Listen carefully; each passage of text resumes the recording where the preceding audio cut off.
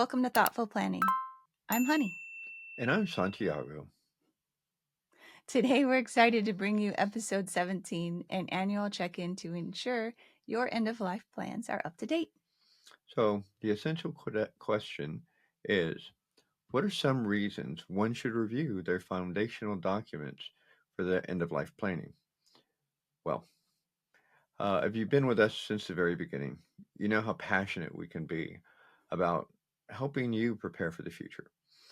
Over the past year, we've learned so much, and we continue to learn daily. Uh, but those basic foundational documents, your foundation for your planning, will always be needed in some shape or form. Those documents include, but aren't limited to, a will or a trust, your advanced healthcare directives, and then those powers of attorney. That's right, babe. And you might be thinking, I've got my will, I've got my power of attorney, and advanced healthcare directives all done. I'm all set, I'm good to go. But it's crucial to review these documents regularly to reflect any life changes and ensure your wishes are current. And speaking from experience, that's where we thought we were about a year ago when we started looking to go out of country for a vacation. Once we pulled out our will, we realized that we hadn't touched it in 7 years. We hadn't looked at our powers of attorney, advanced healthcare directives. We hadn't looked at anything. Now, in doing our research, we found that we should be reviewing these documents every 3 to 5 years. But what we're planning to do is look at them annually or whenever there's a major life change. So going back to that last year, we had, 7 years ago where we lived in a different state. We moved to Texas. We bought a home. We started a business. And those three reasons alone, each of them individually, would have been a reason to review all of those foundational documents. Exactly, babe. And actually, those aren't the only three reasons. I mean, there's several different reasons.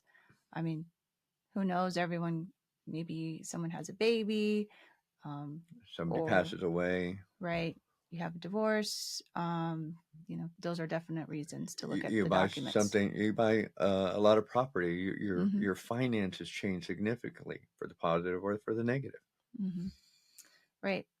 So, if you're new to this journey, we encourage you to start with episodes 6, 7, and 8.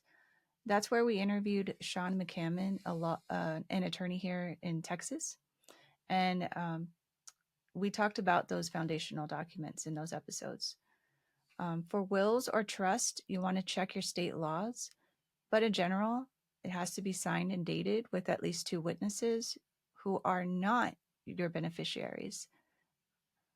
Speaking of beneficiaries, you're going to want to make sure they're current everywhere you have them listed, such as on your investments, your insurance policies, bank accounts.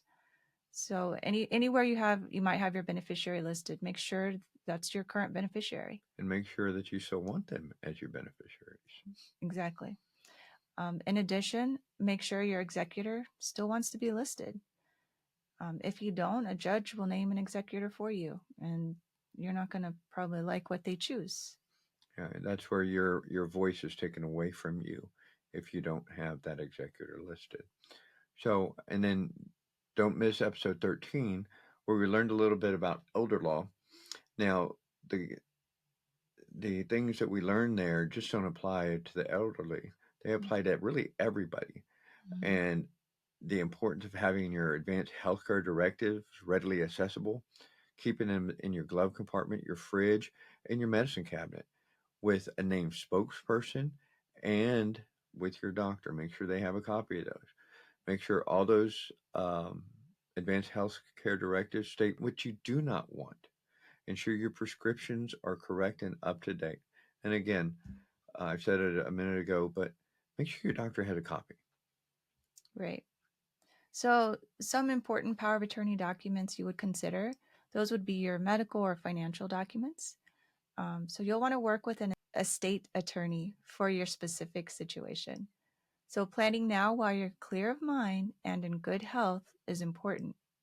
We started this journey to protect each other and our kids. We want to share what we've learned with you. So this advice is for everybody. starting at the age of 18 and above. You might be thinking right now, I'm too young. I'm in good shape. I'm in good health. I don't need to worry about this. Mhm. Well, I don't know if you've turned on the news lately and just watched. And every day you see a story about somebody passing at a young age due to an accident or an unknown health issue. In fact, this week we found out a student that graduated at my high school about 5 years ago passed away. And, that young man was, 23 years old. So take control of your life and estate, make things easier for your family, and ensure your wishes are known. So, to our listeners, what we want to do is encourage you to find those foundational documents.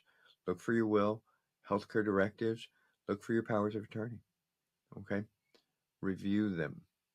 Make sure that if there's anything that's changed in your life, that it's Mhm. reflected in those documents, especially with your healthcare directives. Over this past year, I've changed how I think I want my life to end and where it ends. So we've talked about it. Honey and I have talked about it with our kids. But make sure everybody knows. Okay, make Mhm. copies of those documents. Make sure your loved ones, your executor knows where they are. This is your time for action. It doesn't really take a lot of time just to look at those three categories of documents, but it's going to be a major step in gaining that peace of mind we always talk about, and in transforming yourself into a thoughtful planner who won't worry when that time comes. Right. Because when that time comes, it's no joke. I mean, we've been through it. It's very stressful. There's no time to do all this extra stuff. Um, the main focus comes on on your fight, right? Your fight for your life. Um, so don't forget to communicate also your wishes to your loved ones. It's okay to have these conversations. They're important. And also, I know we've done a podcast on the conversation, and um, yes, you want to be considerate of the situation before you have the conversation too, right? Making sure everyone is okay. Um, but definitely make it a point to have that Yeah, conversation. I know our kids weren't comfortable with us having that conversation, but they both understood the importance of the conversation. So they sat down and listened to what we wanted to tell them. Right. And lastly, if you have pets, I mean, we have our dog Tex. We love him. He's like our family. I mean, he is our He's family. our He's our family. kid. He's our boy, right? Um, you want to make sure you have arrangements for your pets, and then have at least not just one backup, but maybe two additional backups, so that your pet's cared for and they know what your wishes are. And something that I saw when you put your packet together of those essential documents that you have in your car or you have wherever you have, uh, in your glove compartment on you, make sure that you have some sort of note that says, "Hey, I have a dog at home. If I'm incapacitated, please check on my pet." Um, you know that just makes sure that again, Tex in our case is going to be taken care of. So Hmm. thank you for joining us in this little check in. It's Hmm. important to do. So circling back to that essential questions, what are some reasons one should review their foundational end of life documents? It's great. All right. Until next time, remember every chapter you write today shapes your legacy tomorrow. Thank you for joining us at Thoughtful Planning. Bye.